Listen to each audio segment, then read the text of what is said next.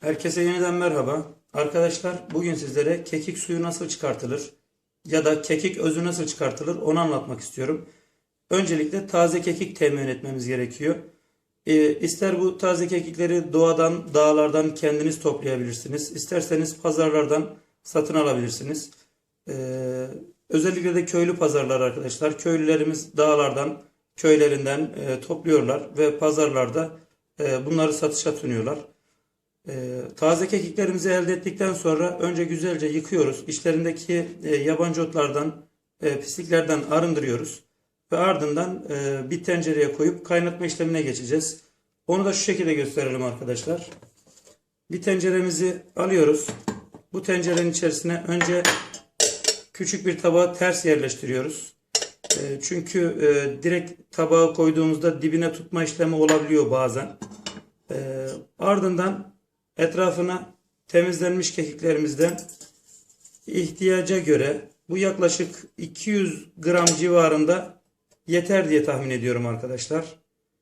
Yaklaşık 200 gram kekik bizim işimizi fazlasıyla görür.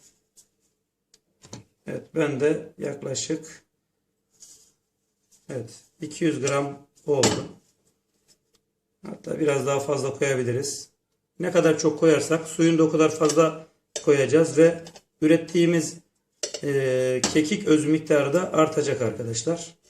Şimdi bu ters koyduğumuz tabağın üzerine genişçe bir kase koyuyoruz. Geniş olması önemli çünkü ne kadar çok su kullanırsak o kadar çok kekik özü biriktirmiş oluruz. Ardından bu kenarından arkadaşlar yeteri kadar su döküyoruz. Önce kasemizi kaldıralım. Şimdi istediğimiz kadar suyu dökelim. İstediğimiz kadar derken bunun ölçüsü de var arkadaşlar. Bunun ölçüsü yaklaşık 4-5 bardaktır. Şu an ben 750 mililitrelik bir kapla koydum. Biraz daha eklemek istiyorum.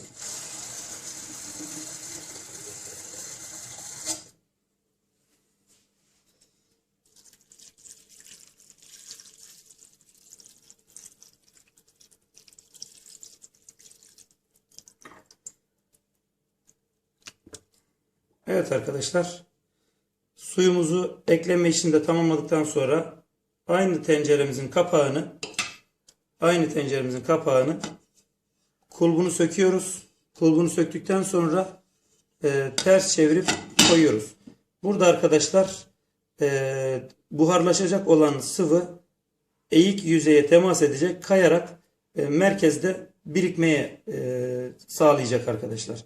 Şimdi daha çok buharı daha çok içeride tutabilmek için etrafını hamurla kapatıyoruz arkadaşlar. Şimdi hamur kapatma işlemine geçiyoruz. Hamurumuzu hazırladık ve hamurumuzun kapağın etrafını tamamen kapatacak şekilde hamurumuzu yerleştiriyoruz. Önce bir ucundan başlayalım ki hamurun esneme payıyla birlikte tüm kapağa yayılabilsin.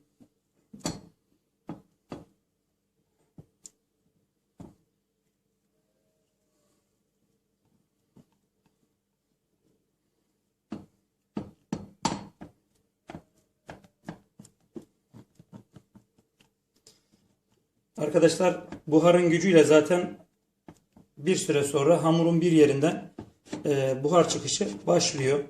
Bunu %100 engelleme şansımız yok. Onun için biz sadece buharın içeride kalma miktarını artırmaya çalışıyoruz.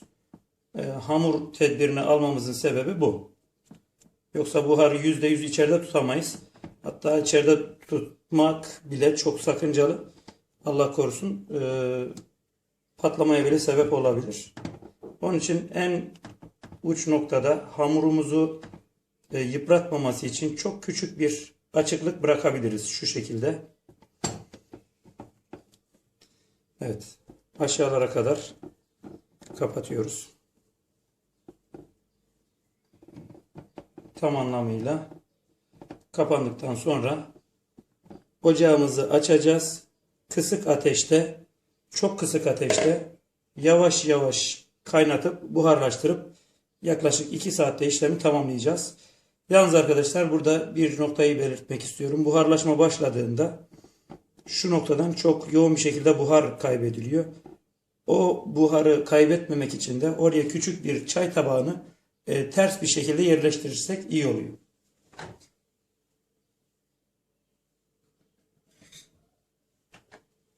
Ya da şu şekilde bir çay tabağını koyduğumuzda işlem tamam oluyor arkadaşlar. Yine oradan buhar çıkışını azaltmış oluyoruz. Dikkat edin, engellemiş oluyoruz demiyoruz. Engelleyemeyiz zaten. Buhar çok güçlü bir şekilde oradan çıkar. Evet, hamurumuzu da bu şekilde yerleştirdik. Ocağımızı açıyoruz. Ocağımızı ortalayalım. Evet. Altını gayet kısıyoruz. Evet, bu kadar yeterli. Ve damıtma işini, yoğunlaştırma işini zamana bırakıyoruz arkadaşlar.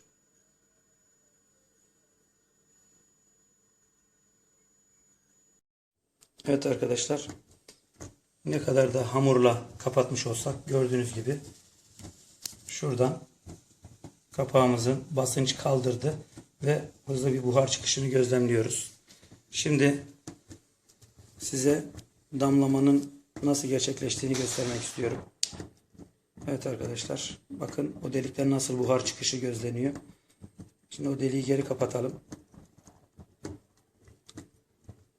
Arkadaşlar zaten yol su izlerini görüyorsunuz. Damlacıklar kapağın ters yüzünde birikiyor. Evet, şurada bir hareket var. Kapağın ters yüzünde birikiyor ve eğimi de kullanarak, kayarak ortaya, merkeze koyduğumuz tabağın içerisine damlacıklar, kekik özü, kekik suyu birikiyor arkadaşlar. Evet, işleme devam ediyoruz. Evet arkadaşlar, görüyoruz tam merkeze yakın noktada damlacık birikiyor ve kabımızın içine damlıyor. Evet, görebiliyorsunuz arkadaşlar, tam merkezde. Parmağımla göstermeye çalışayım. Tam şu noktada görüyorsunuz. Damlacık yoğunlaşıyor ve kabın içine damlıyor. Ve bir süre sonra o kapta yarım litreye yakın su elde etmeye çalışacağız arkadaşlar. O kap tam yarım litrelik. Ne kadar çok elde edersek o kadar iyi bizim için. İşleme devam ediyoruz arkadaşlar. Evet arkadaşlar, kaynatma işlemimiz tamamlandı. Bakın, umarım görebiliyorsunuzdur. Damlama işlemi hala devam ediyor. Aslında bunu bir süre bekletmemizde de fayda var. Çünkü hala yoğunlaşma devam edecek. Ama ben videonun uzamasını istemediğim için şimdi keseceğim ve çıkaracağım arkadaşlar. Ocağı şimdi söndürdüm. Gayet sıcak.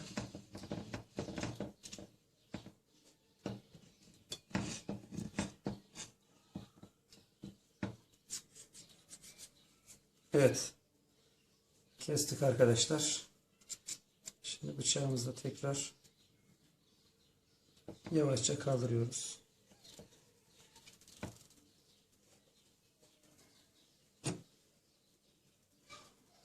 Evet. Şimdi kekiğimizi alıyoruz arkadaşlar. Görüyorsunuz ne kadar sıcak. Dökmek istemiyorum. Evet.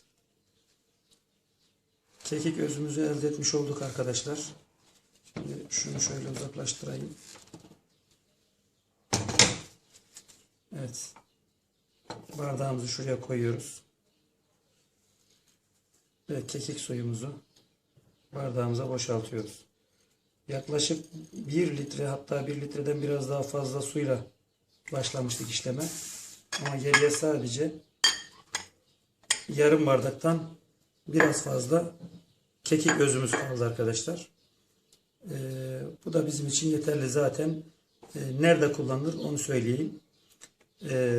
Kış aylarında, soğuk algınlıklarında, griplerde bir bardak suyun içerisine 1 tatlı kaşığı koyuyoruz.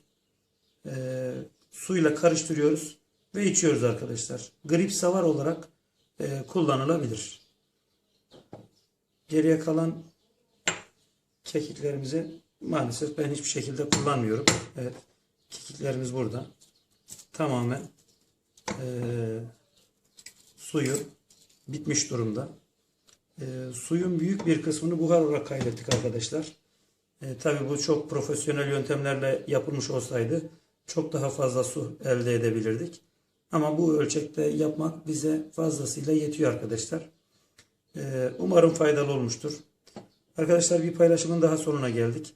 Herkese çalışmalarında kolaylıklar ve başarılar diliyorum.